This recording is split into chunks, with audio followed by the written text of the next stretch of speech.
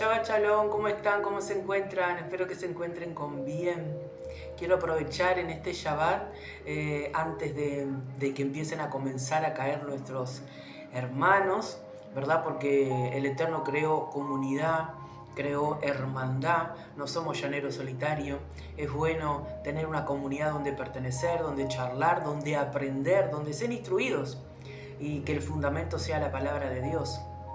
Quiero compartirles el Salmo 144, versículo 1 y versículo 2. Dice: bendito sea Yahweh mi roca, quien entrena mis manos para la batalla y mis dedos para la guerra. Él me muestra misericordia y Él es mi fortaleza, mi refugio y mi libertador, mi escudo en quien tengo cobija, el que sujeta a mi pueblo debajo de mí. Este es un canto de David, eh, de guerra, ¿verdad? De guerra. Y refleja la confianza que tenía David hacia el Eterno, hacia nuestro Señor, nuestro Adón. Él sabía y confiaba de que Yahweh le daría la victoria en medio de la batalla, pero tenía que salir a la batalla. Tenía que salir a la batalla. Y saben, hay algo muy importante. Él tenía que cumplir este propósito para preservar al pueblo escogido de Dios. Y saben, el significado de preservar significa proteger. Pero si uno empieza a indagar un poquito más, tiene un significado mucho más profundo. Y significa mantener algo en su estado original o al menos lo más cercano posible a él, protegiéndolo de la degradación, corrupción, daño, etc. Implica la aplicación de medidas específicas para poder lograr eso que preserve, ¿verdad? Para lograr ese objetivo. Por ejemplo, antes, para preservar los alimentos en la antigüedad, usaban mucho, sabemos bien, por ejemplo, la carne, el estar utilizando mucha sal en la carne, ¿verdad? Eso iba a proteger la existencia de la carne, la iba a preservar. Así que esto nos quiere decir que hay una posibilidad de que siga extendiendo. A ver cómo lo puedo decir, que si nosotros nos comportamos y vivimos de acuerdo al gobierno de Dios, porque eso es lo que fue Yeshua a introducir a la tierra, vino a traer el reino de Dios, no vino a enseñar cómo quitar demonios de la gente, no vino a enseñar cómo ser próspero, no vino a enseñar no sé, cómo ayunar, como esto, como lo otro. Siempre fue el reino. Si bien, claro, su presencia liberaba a los demonios, era algo que simplemente sucedía por medio de su presencia, pero él lo que vino a introducir fue el reino de Dios. Vino a devolverle al ser humano ese gobierno. ¿Y qué quiero decir con eso? Porque que les quede ahí grabadito: preservar, preservar. Es decir, mantener algo en su estado original. Y algo que sucedió en el principio, en el huerto del Edén. Sucedió que Adán y Eva la llevaban bárbaro. Ellos realmente vivían el gobierno de Dios en la tierra. Es decir, Dios le había dicho, le había dado instrucciones de cómo preservar todo ese huerto precioso. Le dio instrucciones. En un momento dado, sabemos bien que la cabeza empieza a trabajar, el enemigo empieza a trabajar y uno empieza a prestar oído y bueno, no tiene nada de malo, lo hacemos, total. Y empieza a haber un desorden, un caos, todo, ¿verdad? Y lo podemos ver hasta hoy en día, todo ese desenlace. Y lo que estamos viviendo tú y yo también, porque no hemos nacido en la perfección, sino que la perfección la va enseñando el Eterno a medida que nosotros queremos crecer y madurar y realmente volver a ese estado original. Y Yeshua fue lo que vino a enseñar y a devolverle a la humanidad ese gobierno, ese reino de Dios. Por eso la palabra clave de preservar y las palabras de este salmo, las palabras de David, de que David tenía confianza, ¿verdad? De que el Eterno lo iba a ayudar, lo iba a dar la victoria en medio de la batalla, pero David tenía que salir a la batalla. Y nosotros también tenemos que salir a la batalla. Tenemos una batalla diaria. Nuestra vida espiritual, nuestro trabajo, nuestra familia, decisiones decisiones vienen. Tenemos una batalla. Pero la única manera de tener victoria en la batalla es obedeciendo a nuestro rey, porque por algo es un rey. Y quiero hablarles un poquito de manera lo más rápido posible el significado de gobierno. Porque saben, en Colosenses capítulo 4, versículo 2, dice muy claramente: dedíquense a la oración, perseveren en ella con agradecimiento. No, ahí no, más para atrás. Colosenses 3:15 dice que gobiernen en sus corazones el shalom del Mesías, a la cual fueron llamados en un solo cuerpo, y sean agradecidos. Que gobiernen sus corazones el shalom del Mesías. Pero ¿cómo tenemos el shalom?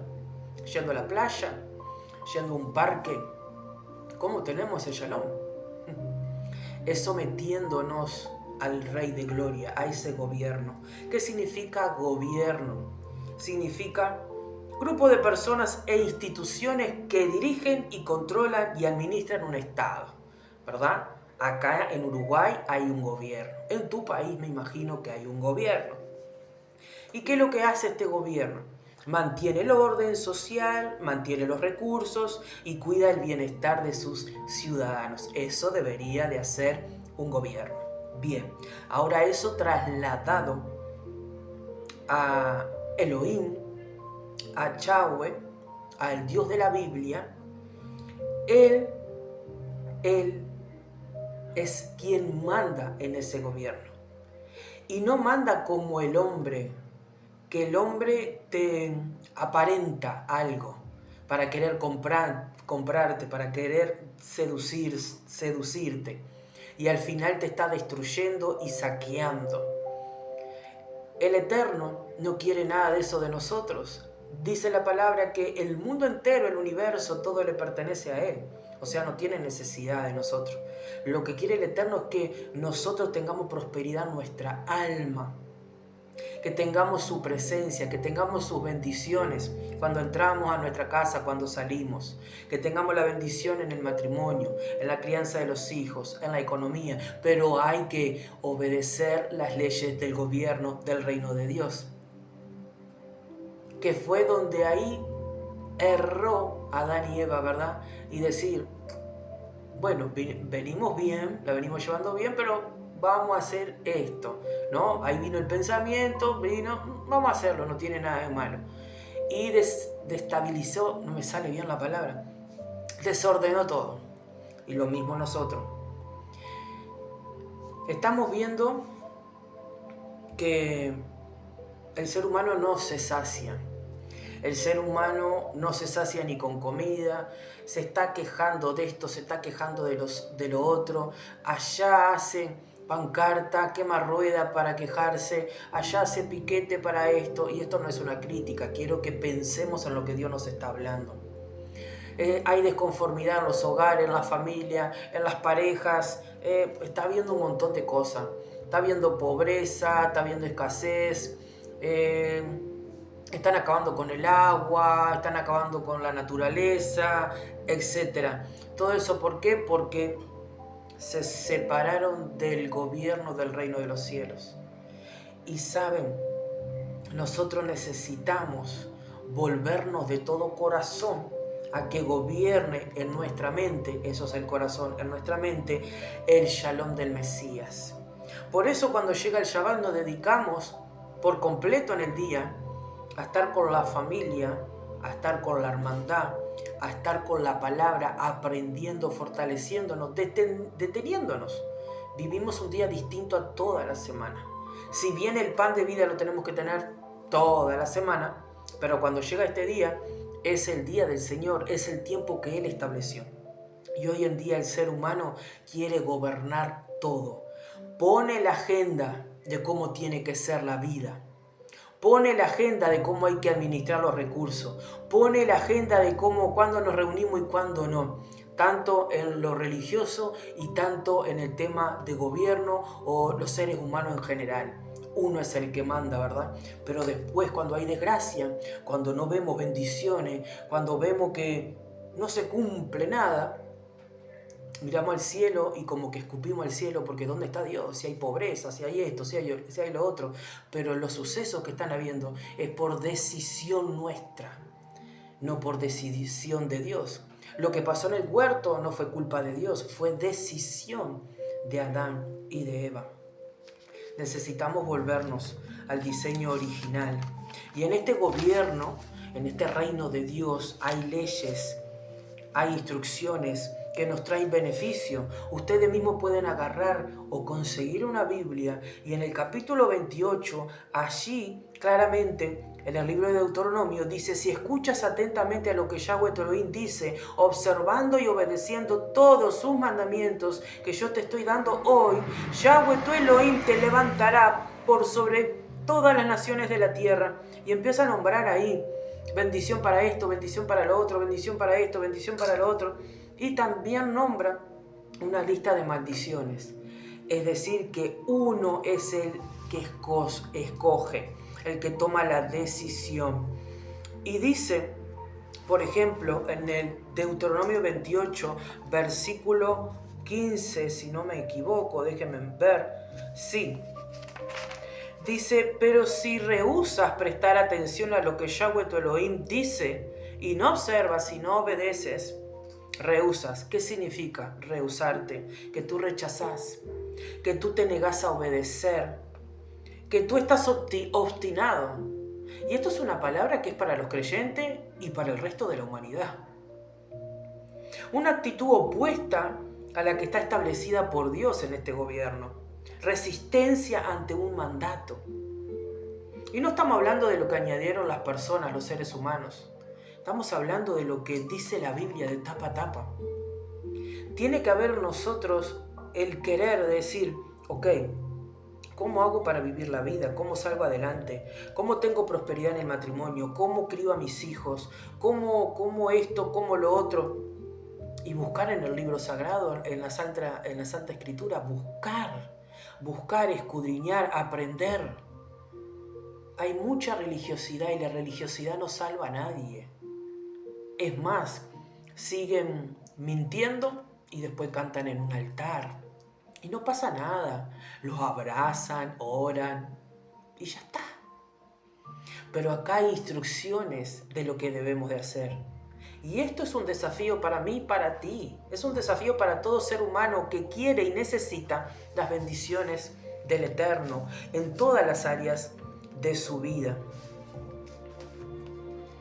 Dice Isaías 55, versículo 6: busquen a Yahweh y lo encontrarán. Llámenle mientras todavía está cerca.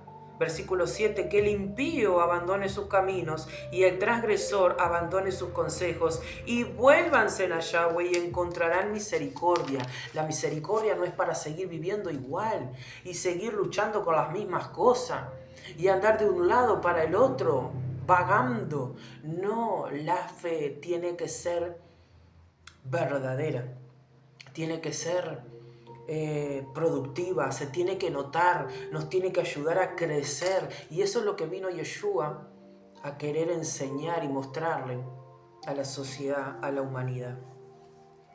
Así que vemos que Yahweh está haciendo un llamado al arrepentimiento y una advertencia contra la complacencia y la ignorancia espiritual. Nos miramos el ombligo, miramos para allá y criticamos, siempre quejándonos, desconformes, y no trabajamos para someternos al gobierno, al reino de Dios. No a lo que dicen los hombres, no a lo que dicen los grandes religiosos que llenan estadios.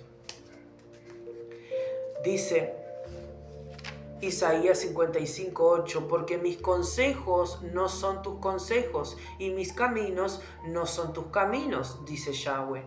Y Miqueas 4:12 dice: pero ellas no conocen los pensamientos de Yahweh. No entienden su plan porque Él las ha juntado como gavillas de la era. Levítico 20, versículo 26. Ustedes han de serme santos porque yo el Señor soy santo y los he apartado de los pueblos para que sean míos. Dios pide, Yahweh pide a su pueblo vivir de forma distinta a la de la sociedad. Vivir una vida limpia, consagrada exclusivamente a Yahweh. Es un llamado a la obediencia. Es lo que Yeshua enseñó: obediencia al Rey, obediencia a Dios, obediencia a Elohim. Cuando recibimos la palabra en nuestra mente, en nuestro corazón, es inevitable, hay una transformación. Empieza a florecer el alma, empieza a florecer el matrimonio, empieza a florecer la economía, y no por arte de magia, sino porque nosotros ponemos por obra las instrucciones del Eterno. Requiere un esfuerzo, requiere el que nosotros hagamos. Y cuando detenemos nuestros pies en este día señalado por el Eterno y no por hombres, porque el sistema religioso pone cuándo hay reunión, pone cuándo es la hora de la reunión, pone qué se festeja y qué no se festeja. El gobierno de la tierra también hace lo mismo, manda el hombre.